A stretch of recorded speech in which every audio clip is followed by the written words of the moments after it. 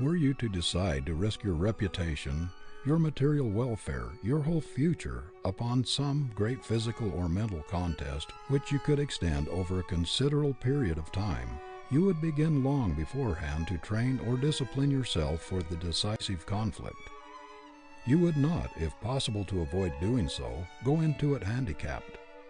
Every person who is ambitious to make his life count, to do what is worthwhile, is entering upon just such a contest. In starting upon a conflict so grave, so significant, and which affects the whole future, the first thing to do is get absolute freedom from everything which strangles ambition, discourages effort, and hinders progress. Freedom from everything which saps vitality, enslaves the faculties, and wastes energy. To remove every obstruction from the way and leave a clear path to one's goal. No matter how ambitious a runner may be to win, if he does not train off his surplus fat, if he is hampered with extra clothing, or runs with feet cramped and sore, his race is lost. The trouble with most of us is that while ambitious to succeed, we do not put ourselves in a condition to win. We do not cut the cords which bind us, or try to get rid of the entanglements and obstructions that hinder us. We trust too much to luck. To eliminate everything that can possibly retard us, to get into as harmonious an environment as possible, is the first preparation for a successful career. There are tens of thousands of people who have ability and inclination to rise out of mediocrity, and to do something worthwhile in the world, but who never do so because they cannot break the chains that bind their movements. Most of us are so bound in some part of our nature that we cannot get free, cannot gain the liberty to do the larger thing possible to us. We go through life doing the smaller, the meaner, when the larger, the grander would be possible could we get rid of the things that handicap us. Every normal man has a reserve power within him, a mighty coil of force and purpose, which would enable him to make his life strong and complete, were he free to express the largest and the best things in him, were he not fettered by some bond, physical or moral. You can tie a strong horse with a very small cord, and he cannot show his greatest speed or strength till he is free. On every hand we see people with splendid ability tied down by some apparently insignificant thing which handicaps all their movements. They cannot go ahead until they are free. A giant would be a weakling if he were confined to so small a space that he did not have room to exert himself with freedom. The majority of people live in a cramped and uncongenial environment, in an atmosphere which dampens enthusiasm, discourages ambition and effort, scatters energy and wastes time. They have not the courage or stamina to cut the shackles that bind them, to throw away all crutches and props, and to rely on themselves to get into an environment where they can do what they desire. Their ambition finally dies through discouragement and inaction. I recall the case of a youth with artistic talent who let precious years go by, drifting by accident from one vocation to another, without encouraging this God-given ability or making any great effort to get rid of the little things which stood in the way of a great career, although he was always haunted by a longing for it. He was conscientious in his everyday work, but his heart was never in it. His artistic nature yearned for expression, to get away from the work against which every faculty protested, and to go abroad and study. But he was poor, and although his work was drudgery, and his whole soul loathed it, he was afraid of the hardships and the obstacles he would have to encounter if he answered the call that ran in his blood. He kept resolving to break away and to follow the promptings of his ambition, but he also kept waiting and waiting for a more favorable opportunity, until, after a number of years, he found other things crowding into his life. His longing for art became fainter and fainter. The call was less and less imperative. Now he rarely speaks of his early aspirations, for his ambition is practically dead. Those who know him feel that something grand and sacred has gone out of him, and that, although he has been industrious and honest, he has never expressed the real meaning in his life, the highest thing in him. I know a woman who in her youth and early womanhood had marked musical ability, a voice rich, powerful, sympathetic. She had also a beautiful face and a magnetic personality. Nature had been very generous to her, and she longed to express her remarkable powers, but she was in a most discouraging environment. Her family did not understand or sympathize with her ambition, and she finally became accustomed to her shackles and, like a prisoner, ceased to struggle for freedom. A songstress of international fame who heard her voice said that she had it in her to make one of the world's greatest singers, but she yielded to the wishes of her parents and the fascinations of society until the ambition gradually died out of her life. She says that the dying of this great passion was indescribably painful. She settled down to the duties of a wife, but has never been really happy, and has always carried in her face an absent, faraway look of disappointment. Her unused talent was a great loss to the world, and a loss indescribable to herself. She drags out a dissatisfied existence, always regretting the past, and vainly wishing that instead of letting her ambition die, she had struggled to realize it. Timidity also hinders freedom. Thousands of able young men and women in this country are ambitious to make the most of themselves, but are completely fettered or held back by an abnormal timidity, a lack of self-faith. They feel great unused powers within, struggling for expression, but dread that they may fail. The fear of being thought forward or egotistical seals their lips, palsies their hands, and drives their ambition back upon itself to die of inaction. They do not dare to give up a certainty for an uncertainty. They are afraid to push ahead. They wait and wait, hoping that some mysterious power may liberate them and give them confidence and hope. Many people are imprisoned by ignorance.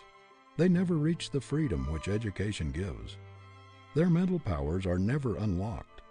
They have not the grit to struggle for emancipation, the stamina to make up for the lack of early training. They think they are too old to begin. The price of freedom seems too high to pay at their time of life, and so they plod upon a low plane when they could have gained the heights where superiority dwells. Others are so bound by the fetters of prejudice and superstition that their lives are narrow and mean. These are the most hopeless of all. They are so blinded that they do not even know they are not free, but they think other people are in prison. If you would attain that largeness of life, that fullness of self-expression which expands all the faculties, you must get freedom at any cost. Nothing will compensate you for stifling the best thing in you. Bring it out at any sacrifice. It often takes a great deal of friction, of suffering, of struggling with obstacles and misfortunes, before the true strength of one's character is brought out. The diamond could never reveal its depths of brilliancy and beauty but for the friction of the stone which grinds its facets, polishes it, and lets in the light which discloses its hidden wealth. This is the price of its liberation from darkness. Ask the majority of men and women who have done great things in the world to what they owe their strength, their breadth of mind, and the diversity of experience which has enriched their lives. They will tell you that these are the fruits of struggle, that they acquired their finest discipline, their best character drill, in the effort to escape from uncongenial environment, to break the bonds which enslaved them, to obtain an education, to get away from poverty, to carry out some cherished plan, to reach their ideal, whatever it was. The efforts we are obliged to make to free ourselves from the bonds of poverty or heredity, of passion or prejudice, whatever it is that holds us back from our heart's desire, call to our aid spiritual and physical resources which would have remained forever unused, perhaps undiscovered, but for the necessity thrust upon us. Unsatisfied longings and stifled ambitions eat away at the very heart of desire. They sap strength of character, destroy hope, and blot out ideals. They play havoc with the lives of men and women. They make them mere shells, empty promises of what they might have been. I do not believe that anybody in any circumstances can be happy until he expresses that which God has made to dominate in his life, until he has given vent to that grand passion which speaks loudest in his nature, until he has made the best use of that gift which was intended to take precedence of all his other powers. No man can live a half-life when he has genuinely learned that it is a half-life, said Philip Brooks.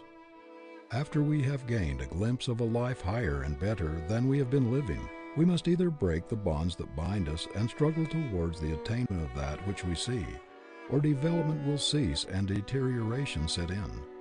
Even the longing to reach an ideal will soon die out if no effort is made to satisfy it. No one should follow a vocation except by inevitable compulsion, which does not tend to unlock his prison house and let out the man. No one should voluntarily remain in an environment which prevents his development. Civilization owes its greatest triumphs to the struggles of men and women to free themselves from the bonds of circumstance. No man can live a full life while he is bound in any part of his nature. He must have freedom of thought as well as freedom of action to grow to his full height. There must be no shackles on his conscience, no stifling of his best powers. Be yourself. Do not lean or apologize. Few people belong to themselves. They are slaves to their creditors or to some entangling alliance. They do not do what they want to. They do what they're compelled to do, giving up their best energy to make a living, so that there is practically nothing left to make a life. There are plenty of men today working for others who really have more ability than their employers, but have been so enslaved, so entangled and faculty bound by debt or unfortunate alliances that they have not been able to get the freedom to express their ability. Can anything compensate a promising young man for the loss of his freedom of action, his liberty of speech and conviction? Can any money pay him for cringing and crawling, sneaking and apologizing throughout his life, when it is within his power to hold up his head and without wincing look at the world squarely in the face? Never put yourself in a position, no matter what the inducement, whether a big salary or other financial reward, or the promise of position or influence, where you cannot act the part of a man. Let no consideration tie your tongue or purchase your opinion. Regard your independence as your inalienable right, with which you will never part for any consideration. One talent with freedom is infinitely better than genius tied up and entangled so that it must do everything at a disadvantage. Of what use is a giant intellect so restrained and hampered that it can only do a pygmy's work? To make the most of ourselves, we must cut off whatever drains vitality, physical or moral, and stop all the waste of life. We must cut off everything which causes friction, which tends to weaken effort, lower the ideals, and drag down the life standards.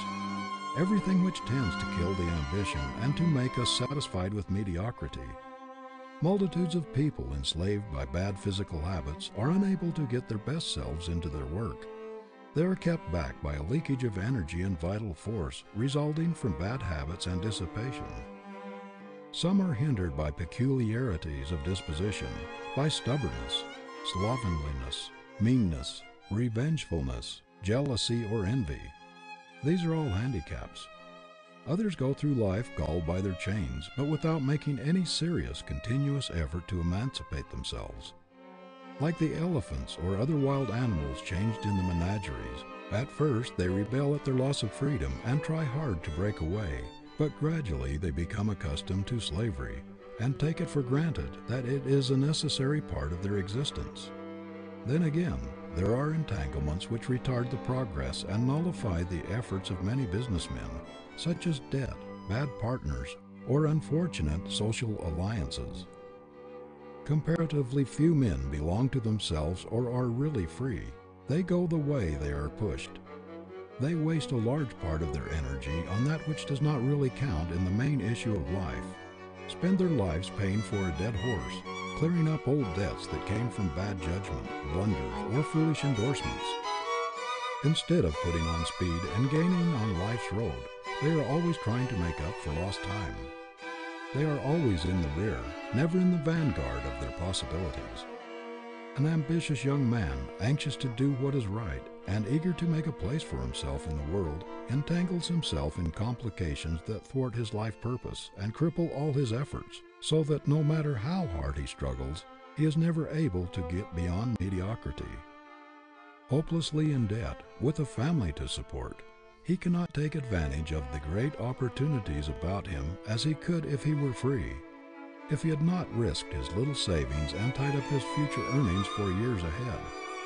His great ambition only mocks him, for he cannot satisfy it. He is tied hand and foot. Like a caged eagle, no matter how high he might soar into the ether, he must stop when he strikes the bars. The man who trusts everybody is constantly crippling himself by entangling alliances. He endorses notes, loans money, helps everybody out, and usually gets left. He ties up his productive ability and hampers his work by his poor judgment or lack of business sense. A most estimable man of my acquaintance was ruined financially by endorsements and loans which would have been foolish even for a boy of 15. For many years it took every dollar he could spare from the absolute necessities of his family to pay these obligations. Our judgment was intended to preside over our mental faculties and to help us discriminate between the wise and the foolish. That man wins who keeps a level head and uses sound judgment in every transaction. Whatever you do, do not get involved. Make it a life rule to keep yourself clean and clear, with everything safeguarded. Before you go into anything of importance, think it through to the end. Make reasonably sure that you know where you are coming out. Do not risk a competence, or your home and your little savings in the hope of getting something for nothing. Do not be carried away by the reports of those who in some venture have made a great deal on a little money. Where one makes, 100 lose. There is no greater delusion in the world than thinking that by putting out a little flyer here and there, you can make a few hundreds or a few thousands. If you cannot make money in the vocation which you have chosen for your life work and in which you have become expert, if you cannot get rich in the business whose every detail you understand, how can you expect that somebody else will take your money and give you a tremendous return for it when it will not get your personal supervision? I know a lawyer in New York, now a millionaire, who had worked most of his way through college and came to the metropolis an utter stranger, taking a little desk room in a broker's office near Wall Street, who at the outset made a cast iron rule he would always keep himself free from debt and entangling alliances. By this inflexible rule, it is true, he often lost opportunities which would have brought him excellent returns, but he has never tied himself up in any transaction. The result is that he has not worried himself to death, but he has reserved his strength. Nearly every enterprise he has gone into has been very successful, because he has not touched anything unless he could see through to the end and knew how he would come out, even taking into consideration possible shrinkage, accident, and loss. In this way, although he has never made any very brilliant strides or lucky hits, he has not gone up by leaps and bounds. He has never had to undo what he has done, and has always kept in a secure position. He has gained the confidence not only of men in his profession, but also of capitalists and men of wealth, who have entrusted large sums to him because he has always kept his head level and himself free from entanglements.